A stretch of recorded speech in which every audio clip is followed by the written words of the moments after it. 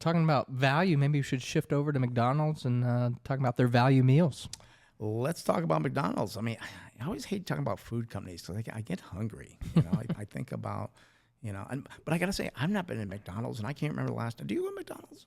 Last time I went was actually for Harrison's bachelor party. We were driving out to Yuma, Arizona, and stopped there on the way we were going to Phoenix. And gosh, that was about 2 years ago now. So It's been a while.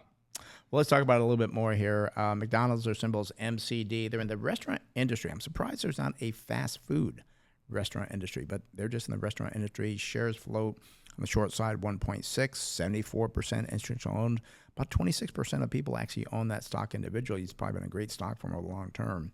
PE ratio is high, 27.7, but the industry is, 30.2. What's up with that? Price to sales, 8.7 versus 2.5. McDonald's has no price to book value, tangible or otherwise, and I think they have a lot of intangible assets on their balance They're very sheet. asset light, like I was talking about earlier, where a lot of their restaurants are franchise owned. So they don't own the real estate, they don't own the assets. But I think they have a hefty marketing budget as well. Right. So it's interesting how they operate. I've never been comfortable, frankly, with the franchise-based model. But I think they do own a lot of the restaurants too, though. I think they're one of the higher ones that does own them. But as you said, a lot probably is a franchise also. Price to cash flow also high, 23.8 versus 1. PEG ratio 2.6 versus 28.6. So that's a big positive. The earnings, here's the problem, down 3.2% over last year. The industry was down 1.2%, so McDonald's not doing as good as the industry. And the sales, gosh, people aren't going to McDonald's any longer. 0.6%, one-tenth the industry at 6.5%. We do see a 5-year earnings per share growth rate from the analysts of 9.5% versus 4.4%. They pay a dividend of a 2.3%, use about 59% of their earnings to pay that dividend out.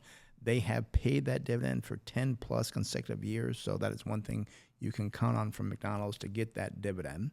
Look at the balance sheet, current ratio 1.2 versus 1.1. Debt to equity not material, I think, because, again, they have no equity because, as we talked about, the franchises and other things as well. We do see a net profit margin, 31.7% versus 8.5%. You buy a Big Mac, or I think you like the Quarter Pounders, they're making about 31 cents off every dollar in that Quarter Pounder. That's pretty good profit margin. We do see return on equity, negative 216%. Return on invested capital is positive 20.2%. And again, I think it's partly because of franchise model. And again, we look at free cash flow, $6.6 billion of free cash coming in. They can do almost anything they want with. About double the industry at 3.9. So what do you got?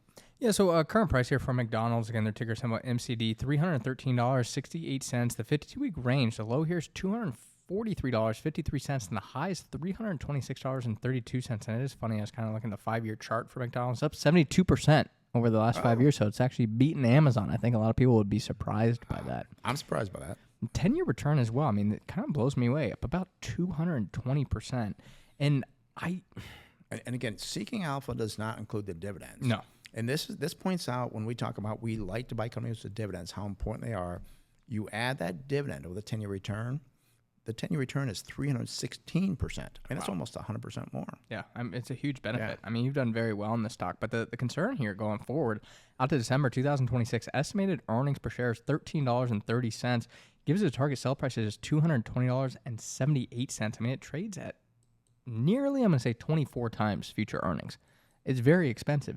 And the thing I'm shocked by, it kind of is reminiscent to me of Apple. We kind of hit on Apple pretty hard. I was thinking Apple as well. Because it's almost people are buying the name rather than buying the fundamentals of the business. And this is shocking. The most recent quarter had the largest decline in U.S. same-store sales since 2020. U.S. same-store sales, let's look at sales at all McDonald's locations that were open 1 year ago as well, were down 3.6%.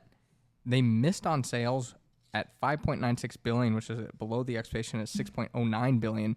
Why is this company up so much this year? I don't understand. I mean, it makes no sense to have, again, declining same-store sales, trading at nearly 24 times future earnings.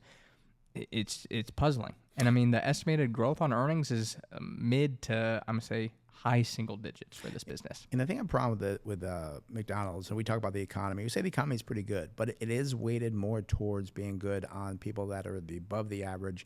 McDonald's seems to have people on the lower income side. they have really pulled back quite a bit, and I don't see that turning around. I think that's what people see with McDonald's. I've held it for 10 years, made very good money. I'm not going to sell it. It's going to rebound back. But it's just sometimes they don't, and you got to be careful. And I think the economy, again, is fine, but I don't know about the lower ending income consumer who maybe have trouble a little bit longer and cut back on going to McDonald's.